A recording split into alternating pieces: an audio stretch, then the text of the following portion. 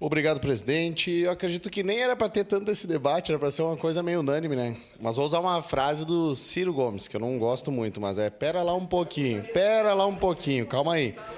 Vocês estão muito extremo, vereador Cláudio. O senhor está colocando a raiva, talvez, que o senhor tem do pessoal do agro aí, que é fascista, segundo vocês de esquerda.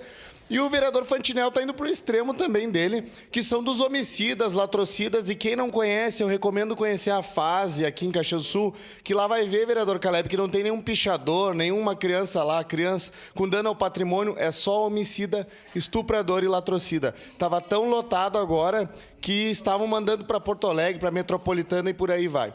Ou seja, o pessoal lá é assassino mesmo. E são bem jovens, vereador Fantinel, bem jovens. E lá esse pessoal não quer nem um pouco cortar a cana, vereador Cláudio.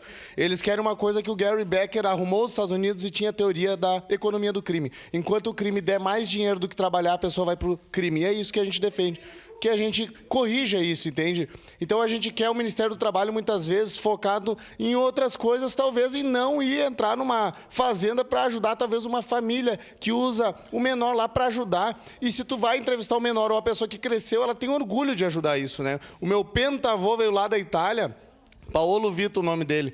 E eles vieram aqui com as sementes no bolso quando chegaram aqui, vereador Fantinel. Exploraram isso aqui e fizeram isso aqui do zero. Muita gente quer esconder essa história até da Itália em relação à Serra Gaúcha, mas a gente vai sempre lembrar isso aqui. Eles não vieram aqui para fazer algazarra, tá? Eles chegaram com a semente nos bolsos e vieram explorar isso aqui do zero e souberam aproveitar e fazer os parreiral e tudo que a gente tem aí hoje, né, vereador Fantinel, no interior. Ou seja, isso aí não é ruim, né? Eu acredito que tem a parte boa disso. Mas a gente tem que cuidar dos extremos. Mas eu concordo com o senhor que se tiver o extremo ali da criança que está sendo usada para isso, pode ter certeza que o Ministério do Trabalho vai fazer isso aí e vai cuidar dessa questão. Ou o Conselho Tutelar também, os órgãos estão aí para isso. Mas só isso, eu acho que o debate acabou indo para os extremos, mas eu concordo um pouco com o vereador Cláudio falou. Hoje eu estou concordando também com o vereador Fantinel falou, que seria isso. Muito obrigado, presidente. Para declarar o voto...